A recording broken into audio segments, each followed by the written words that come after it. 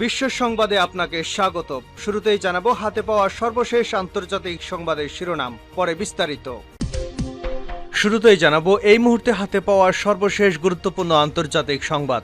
Iran, Israel, ফিলিস্তিন ত্রিমুখী যুদ্ধ চলছে। ইসরায়েলের সাথে এবার সব ধরনের বাণিজ্য বন্ধ করে দিল তুরস্ক। বৃহস্পতিবার মার্কিন প্রভাবশালী গণমাধ্যম ব্লুমবার্গ এ তথ্য নিশ্চিত করেছে। এবারে জানাবো মার্কিন যুক্তরাষ্ট্রের ক্যালিফোর্নিয়া বিশ্ববিদ্যালয়ের লস অ্যাঞ্জেলস ক্যাম্পাসে ফিলিস্তিনপন্থী বিক্ষোভকারীদের উপর হামলা চালিয়েছে ইসরায়েলপন্থীরা। এরপর থেকেই ইসরায়েল বিরোধী বিক্ষোভ ছড়িয়েছে আরও 6 দেশে। জানাবো সাবমেরিন বিধ্বংসী স্মার্ট ক্ষেপণাস্ত্রের সফল পরীক্ষা চালিয়েছে ভারত। এর নাম supersonic missile assisted release of torpedo. এটি মূলত দেশীয় প্রযুক্তিতে তৈরি সাবমেরিন বিধ্বংসী অত্যাধুনিক ক্ষেপণাস্ত্র।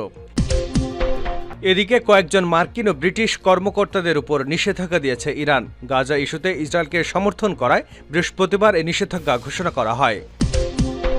জানিয়ে দেব, ইসরায়েলের বিরুদ্ধে আন্তর্জাতিক অপরাধ আদালতের তদন্তে বিরোধিতা করায় যুক্তরাষ্ট্রের উপর চটেছে রাশিয়া। এবং সর্বশেষ জানাবো সৌদি আরবের সামাজিক যোগাযোগ মাধ্যমে কেউ ইসরায়েল বিরোধী পোস্ট করলে তাকে গ্রেপ্তার করা হচ্ছে। ইসরায়েল বিরোধী কথা বলায় ইতিমধ্যে অনেককেই গ্রেপ্তার করা হয়েছে বলে জানিয়েছে প্রভাবশালী মার্কিন সংবাদ মাধ্যম ব্লুমবার্গ। এতক্ষণ শিরোনাম শুনছিলেন, এবার বিস্তারিত। প্রিয় দর্শক, আপনি যদি এই চ্যানেলে নতুন হয়ে থাকেন, ভিডিওটি দেখতে দেখতে চ্যানেলটি সাবস্ক্রাইব করে আমাদের সঙ্গে থাকুন। আর এই ভিডিও সম্পর্কে আপনি আপনার মূল্যবান মতামতটি কমেন্ট বক্সে জানিয়ে দিন। আর হ্যাঁ প্রিয় দর্শক, জানিয়ে দিন ভিডিওটি কোথা থেকে দেখছেন। ইসরায়েলের সাথে সব ধরনের বাণিজ্য বন্ধ করে দিল তুরস্ক।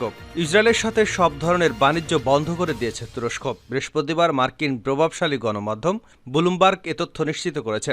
ব্লুমবার্গের খবরে বলা হয়েছে, তুরস্কের 2 কর্মকর্তা জানিয়েছেন ইসরায়েল ও তুরস্কের মাঝে আর কোনো পণ্য আমদানি রপ্তানি হচ্ছে না।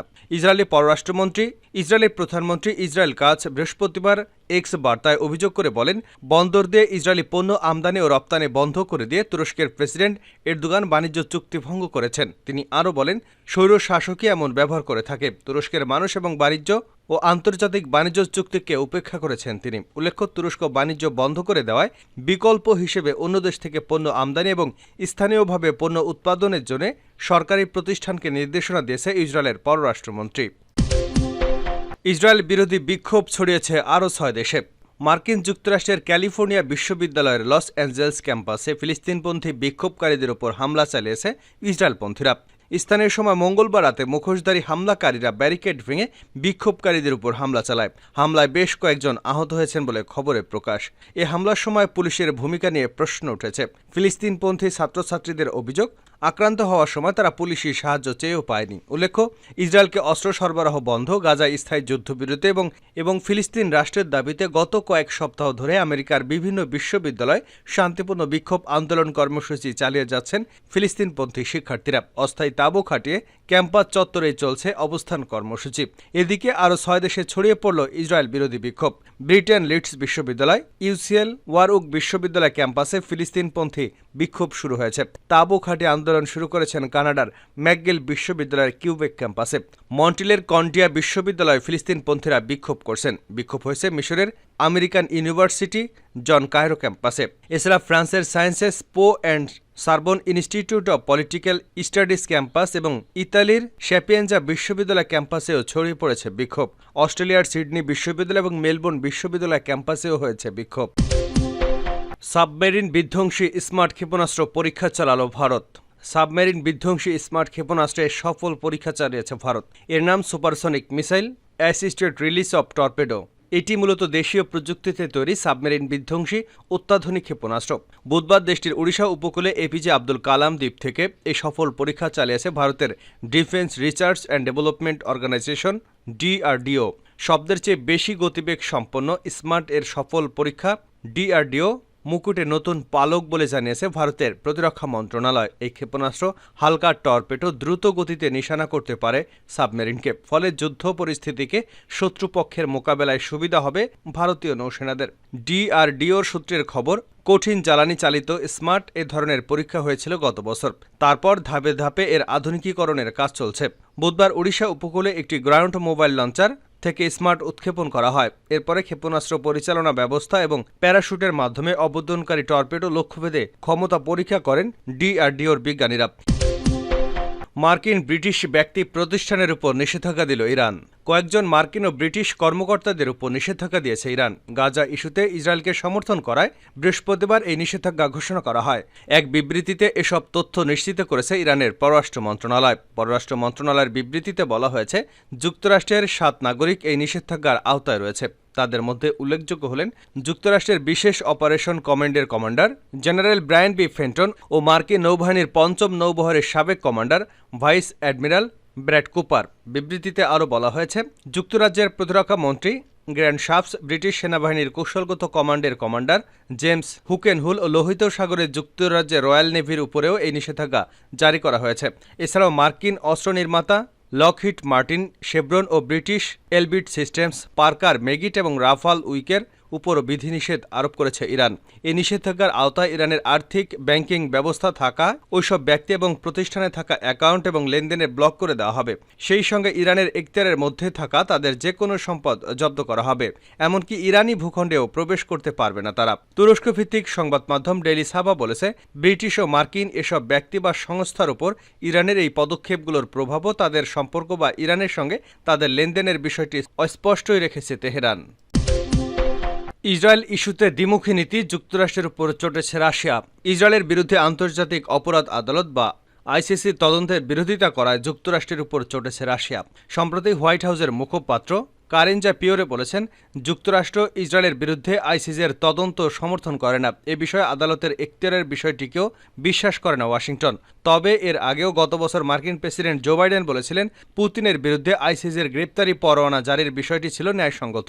ওই সময় ইউক্রেন কথিত রুশ যুদ্ধাপরাধের বিবরণও আইসিসির কাছে তুলে ধরেছিল যুক্তরাষ্ট্র। ইসরায়েল ইস্যুতে এক নীতি, ইউক্রেন ইস্যুতে এর বিপরীত নীতি অবলম্বন করায় ওয়াশিংটনের এই আচরণকে কপ্ট এবং ভণ্ডামি বলে উল্লেখ করেছে রাশিয়া। বার্তা সংস্থা রয়টার্সের এক প্রতিবেদনে এমন তথ্য জানানো হয়েছে। গত বছরের 7 অক্টোবর ইসরায়েলে হামাসের হামলা এবং 7 মাস ধরে গাজায় ইসরায়েলি বাহিনীর পাল্টা হামলার বিষয়টি তদন্ত করছে আইসিসি। সংস্থাটি যুদ্ধাপরাধের দায়ে ব্যক্তিদের অভিযুক্ত করার পাশাপাশি মানবতার বিরুদ্ধে অপরাধ ও গণহত্যার তদন্ত করবে। যুক্তরাষ্ট্র ইসরায়েলের বিরুদ্ধে আইসিসির তদন্ত সমর্থন করে না বলে বিবৃতি দেওয়ার পরেই পাল্টা বিবৃতি দিল রাশিয়া। রুশ পররাষ্ট্র মন্ত্রণালয়ের মুখপাত্র মারিয়া জাকারোভা বলেন, রাশিয়ার প্রেসিডেন্টের বিরুদ্ধে আইসিসির দেওয়া গ্রেপ্তারি পরোয়ানা পুরোপুরি সমর্থন করে যুক্তরাষ্ট্র, কিন্তু তারা এখন তাদের ও তাদের সাথে সংশ্লিষ্ট অর্থাৎ ইসরায়েলের বিরুদ্ধে আইসিসির তদন্তের বৈধতা স্বীকার করতে চায় না।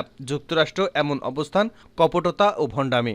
রাশিয়া আইসিসির সদস্য দেশ নয়, ইসরায়েলও এর সদস্য নয়, তবে 2015 সালে ফিলিস্তিন আইসিসির সদস্য হয়।